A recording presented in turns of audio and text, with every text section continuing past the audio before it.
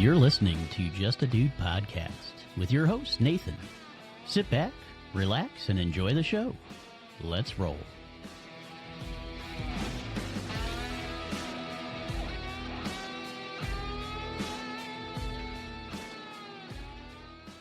Hey there, folks. Welcome back to Just a Dude in the News. I'm your host, Nathan, just a regular guy sifting through the chaos of the world to bring you the top stories that matter.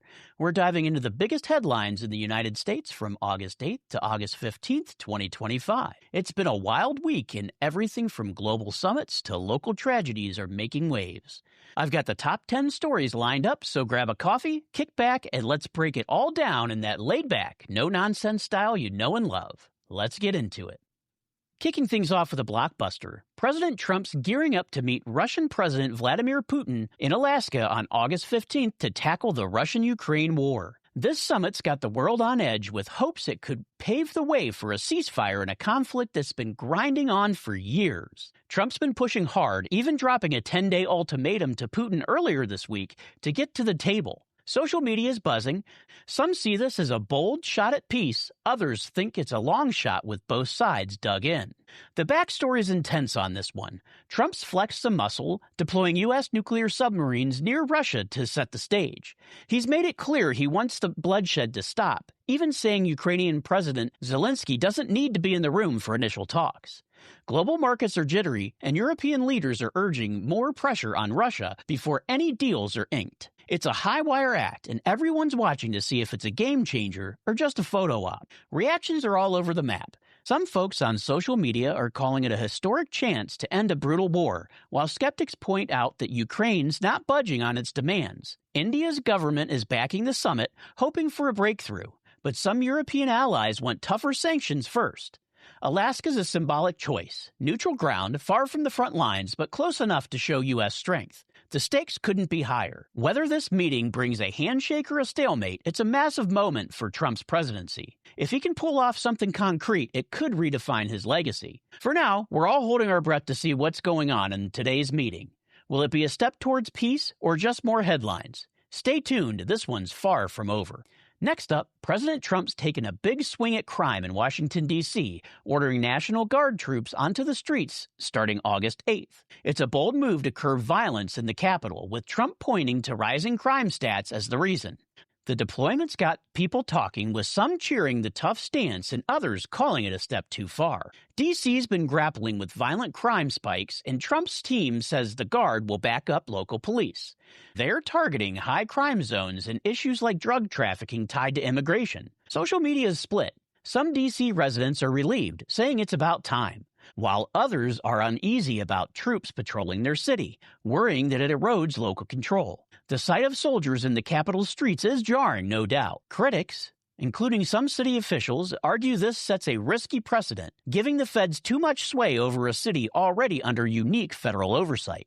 Supporters point to Trump's promise to restore safety, saying D.C.'s police need the help. Online chatters hinting at similar moves in other cities like Chicago, but for now, D.C.'s the testing ground. It's a real experiment in public safety. If crime drops, this could be a win for Trump's law and order push. If it backfires, expect louder debates about civil liberties and federal power. D.C.'s under a microscope, and every step's being watched. Let's see how this shakes out on the ground. Over in the Middle East, Israel's announcement on August 8th to take full military control of Gaza City has set off a global firestorm. Prime Minister Netanyahu's aiming to crush Hamas for good, but the UN, Germany, and others are slamming the move, with some countries halting weapons shipments to Israel in protest. It follows deadly strikes on Palestinians seeking aid, making a tense situation even hotter. Gaza's humanitarian crisis is brutal. The UN says no aid's reached the region in over 5 months, with malnutrition deaths climbing. 26 killed this week alone while seeking food. Social media is flooded with gut-wrenching images and calls for a ceasefire, as the Gaza Health Ministry reports more starvation deaths. The world's pleading for peace, but Israel's holding firm, prioritizing security. Netanyahu says occupying Gaza City is the only way to stop Hamas attacks, but the UN's human rights chief warns of catastrophic consequences. Germany's airdropping aid to ease the famine, but it's a drop in the bucket. Trump's hinted Israel's open to some ceasefire terms, though details are thin, leaving the U.S. in a tricky diplomatic spot. This one's heavy. The human toll's heartbreaking, and the geopolitics are messy with protests growing and allies clashing. It's not just about Israel and Hamas. It's about where the world draws the line. This story's going to keep making waves. Big news out of Texas this week. On August 11th, Texas Republicans pushed through new electoral maps in the state house after Democrats ended a nearly 2-week walkout that had stalled the process. The GOP-led redistricting plan, accused of gerrymandering, is set to reshape U.S. House districts, and it's got folks fired up on both sides. Governor Greg Abbott's calling it a win for fair representation, while Democrats warn it's a power grab. The fight started when Democrats broke quorum to block the maps, saying they dilute minority voting power, especially in fast-growing Hispanic communities. After intense negotiations, enough Democrats returned to Austin on August 11th to allow a vote, though many still opposed the plan. The maps passed with a slim majority, locking in boundaries that critics argue favor Republicans for the next decade. Social media is buzzing. Some Texans praise the GOP for getting it done. Others slam Democrats for caving in the matter. This redistricting battle's been a national lightning rod. The new maps could shift several congressional seats in the GOP's favor, especially in suburban areas where demographics are changing fast. Legal challenges are already brewing, while civil rights groups vowing to take the maps to court, claiming they violate federal voting rights laws. Online, debates are raging about whether this is smart politics or an attack on fair elections. This is about who holds power in Texas and beyond. The maps are set for now, but court fights could drag on, and the 2026 midterms will test their impact. For Texans, this isn't just lines on a map. It's about whose voice counts. Expect this story to keep simmering. This next one's got folks talking. Ghislaine Maxwell, tied to the Epstein case, was moved to a lower security prison in Texas on August 8th. Her lawyers are highlighting that she was never interviewed by investigators, which has people speculating about what she knows and why she stayed quiet.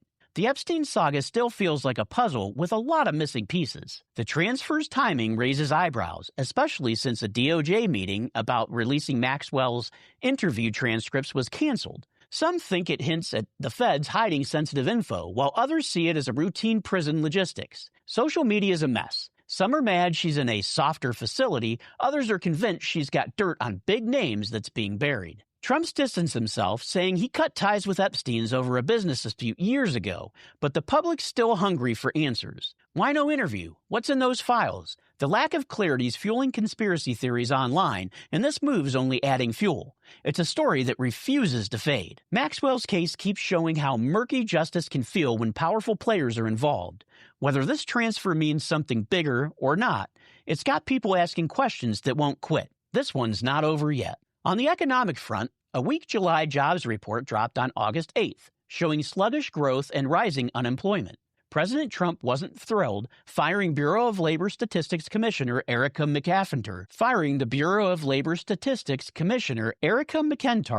claiming the numbers were phony. It's a bold move that's got folks on both sides raising concerns. The report showed job growth falling short of expectation, rattling markets already uneasy from global trade shifts. Trump's team says the data has been skewed to paint the economy worse than it is, pointing to stronger household income growth under his watch compared to Biden's. Critics, though, say firing the commissioner risks politicizing economic stats, which could backfire. Social media is divided. Some are backing Trump, saying he's calling out bad data to protect workers. Others warn it undermines trust in institutions, with economists worried about the signal it sends. With trade tensions adding uncertainty, the next report's going to be a big one to watch. This hits everyone's wallet. If trust in the numbers tank, it could make planning tougher for businesses and families. Trump's playing hardball, but whether it pays off depends on what the data shows next. Let's hope for some brighter numbers soon. RFK Jr., now HHS Secretary, made headlines this week by banning mercury-based items from vaccines and scrapping a Biden-era hospital vaccination reporting program. Announced around August 8th, these changes are a nod to vaccine skeptics, but have health experts up in arms. It's classic RFK Jr., bold and polarizing. This ban targets old concerns about mercury in vaccines. Though the CDC says it's safe in small doses and hasn't been widely used in years, social media is split. Some call it a step towards transparency, others fear it could spark vaccine hesitancy. This is about more than vaccines. It's about trust in the system. RFK Jr.'s base says he's shaking up a broken health establishment, while critics argue he's risking public health gains. Online, you've got cheers from supporters and warnings from doctors about potential disease spikes. Flu season's coming, and this could get messy. RFK Jr.'s making waves, and these moves could change how Americans view vaccines and healthcare oversight. It's a risky play, and we'll see the fallout in hospitals and clinics soon. This one is worth watching closely. Rep. Marjorie Taylor Greene stirring the pot with 3 bills introduced on August 7th. She's pushing to criminalize weather modification, mandate a citizens-only census for redistricting, and require proof of citizenship for voting. It's a bold package aimed at election reform and national security, but it's got folks divided. The weather modification bill is a bit out there, tied to theories about cloud seeding and climate control. The census and voting bills hit at hot-button issues like immigration and election integrity. Greene's backing Trump's call for a new census that excludes non-citizens, saying it ensures fair representation. Social media is a battleground. Some call it patriotic, others see it as voter suppression. Critics say these bills could face legal hurdles, especially on voting rights, given existing laws. Supporters argue they're long overdue to protect American sovereignty. Greene's framing these as part of a Make Elections Great Again push, and with Congress set to debate soon, expect some heat. The census idea's got traction among conservatives, but it's a tough sell in a divided House. This is pure MTG. Big ideas, bigger reactions. Whether these bills pass or crash, they're driving the conversation about what it means to be an American and who gets a say. Keep an eye on Capitol Hill. This one's going to get loud. Another heartbreaking story hit this week. On August 10th, a gunman killed 4 people at a bar in Anaconda, Montana before fleeing. The suspect, a 45-year-old man, is still on the loose, and this small town's reeling. It's a stark reminder of how fast tragedy can strike, even in quiet places. The shooting turned a lively bar into a nightmare with victims caught off guard during a normal night out. Police and the FBI are in full-on manhunt, with roadblocks and tips pouring in. Social media is heavy with grief as locals share tributes and others debate gun laws versus community safety measures. Anaconda's tight-knit, so this hits extra hard. The mayor's calling for unity, but with the suspect still out there, fear's lingering. Online, some push for stricter gun policies, while others argue for better mental health resources. The lack of a clear motive's making it tougher to process, and the community's on edge waiting for answers. These shootings keep forcing us to wrestle with guns, safety, and what's breaking in our society. Anaconda's mourning, and we're all hoping they catch this guy soon. Our thoughts are with the victims' families as they navigate this loss. Maybe it's time we started taking mental illness seriously. Wrapping up with a developing story, an explosion at a U.S. steel coking plant near Pittsburgh on August 11th left several people trapped under rubble, according to local officials. Emergency crews are working around the clock, but details on casualties and the cause are still unclear. It's a scary moment for a community tied to the steel industry. The blast shook Clairton, a town where the plant's a major employer. First responders are battling to rescue those trapped, with reports of significant structural damage. Social media is filled with locals sharing prayers and frustration, with some calling for better safety regulations and others worried about the plant's future in an already struggling industry. U.S. Steel's under scrutiny, as this isn't the first safety issue at their facilities. Online, there's chatter about aging infrastructure and whether federal oversight's been tough enough. The company's promised a full investigation, but for now, the focus is on the rescue effort and supporting affected families. This is a gut punch for Clairton and the steel industry. It's a reminder of the risk workers face and the ripple effects on small towns when things go wrong. We're hoping for good news on the trapped workers and some answers on what happened. Well, folks, that's the rundown on the top 10 news stories in the United States from August 8th to August 15th, 2025. From global diplomacy to local tragedies, it's been a week that's kept us on our toes.